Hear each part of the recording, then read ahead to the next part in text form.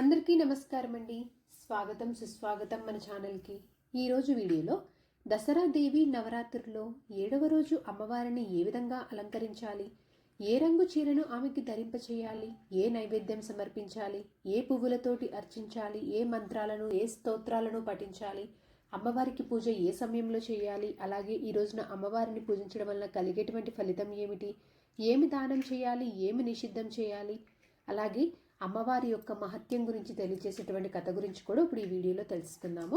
2025 సంవత్సరంలో దేవి శరన్నవరాత్రులు 7వ రోజు ఆశ్వీజ శుద్ధ షష్ఠి సెప్టెంబర్ 28 ఆదివారం రోజున విజయవాడలో కొలువు తీరి ఉన్నటువంటి అమ్మవారు భక్తులకు ఈ రోజున శ్రీ మహాచండీ దేవిగా దర్శనమిస్తారు.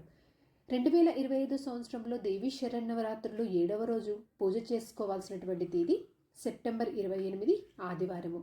ఈ రోజు తిథి ఆశ్వీజ శుద్ధ షష్ఠి. షష్ఠి తిథి ప్రారంభం సెప్టెంబర్ 27 శనివారము మధ్యాహ్నం 12:04 నుంచి ప్రారంభమయ్యి సెప్టెంబర్ 28 ఆదివారము మధ్యాహ్నం 2:27 వరకు ఉంటుంది. ఈరోజు నక్షత్రం జ్యేష్ఠ రాత్రి 3:54 వరకు. ఈ రోజున అమ్మవారికి పూజ చేసుకోవటానికి శుభ సమయములు చూసుకున్నట్లయితే ఉదయం 6:50 నుంచి ఉదయం 11:50 లోపు ఈ సమయం వరకు మీరు ఎప్పుడైనా పూజ అనేది చేసుకోవచ్చండి. సాయంత్రం పూజ శుభ సమయము 6:05 నుంచి రాత్రి 7:25 లోపు. ఈరోజు శ్రీ మహాచండీదేవి అమ్మవారికి బంగారు రంగు చీరని సమర్పించాలి. పసుపు రంగు పువ్వులతోటి వివిధ రకాల పసుపు రంగు పువ్వులతోటి ఈరోజు అమ్మవారిని పూజించాలి. ఈరోజు శ్రీ మహాచండీదేవి అమ్మవారికి కట్టె పొంగలిని నైవేద్యంగా సమర్పించాలి. ఈరోజు తప్పకుండా చదవవలసిన పఠించవలసినటువంటి చూసుకున్నట్లయితే మహాచండీ సప్తస్థతి లేదా దుర్గా సప్తస్థతి, మహాచండీ అష్టోత్తరము, అలాగే ఓ మహాచండికాయ నమః అనేటువంటి ఈ మంత్రంని యథాశక్తి మీకు ఎన్నిసార్లు వీలైతే అన్నిసార్లు ఈరోజు పఠించడం వలన మంచి ఫలితాలు అనేవి ఉంటాయి. నిషిద్ధము ఏకభుక్తము ఉంటే చాలా మంచిది. ఈ రోజున దానం వచ్చేసి బ్రాహ్మణులకు స్వయం పాకము, అలాగే దక్షిణ పండు తాంబూలము అంటే దక్షిణతో కూడినటువంటి తాంబూలంని ఇవ్వడం చాలా మంచిది. ఈరోజు అమ్మవారిని పూజించడం వల్ల కలిగేటువంటి ఫలితము శత్రుపీడ భీతి తొలగిపోతుంది. ఇప్పుడు కథ గురించి తెలుసుకుందాము.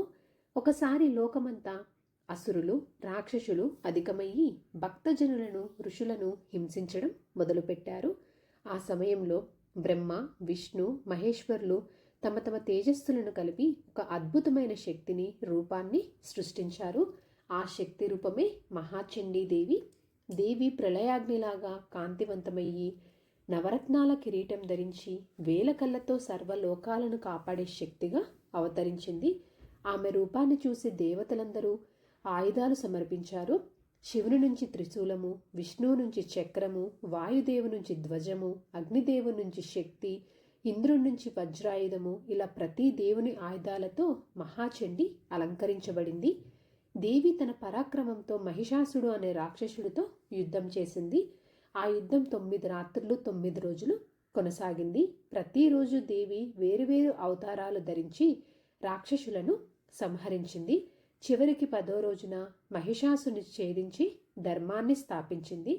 మహాచండీ దేవి కేవలం రాక్షస సంహరిణి మాత్రమే కాదు, భక్తులను రక్షించేవారు, ఆర్థిక ఆధ్యాత్మిక ధార్మిక శక్తిని ప్రసాదించేవారు.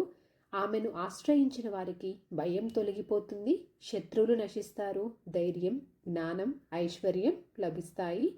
అందుకే దుర్గా నవరాత్రుల సమయంలో మహాచండీ పూజకు విశేష ప్రాముఖ్యత ఉంటుంది. మహాచండీ స్తోత్రము దేవి మహత్యం పఠనం చేస్తే అన్ని కష్టాలు తొలగిపోతాయని నమ్మకం ఉంది. సో ఇదండి ఈరోజు వీడియో. ఇంకొక యూస్ఫుల్ వీడియోతోటి మిమ్మల్ని మళ్ళీ కలుస్తాను. అంతవరకు సెలవు మరి. ధన్యవాదములు. సర్వేజన సుఖినో భవంతు. జై శ్రీమన్నారాయణ.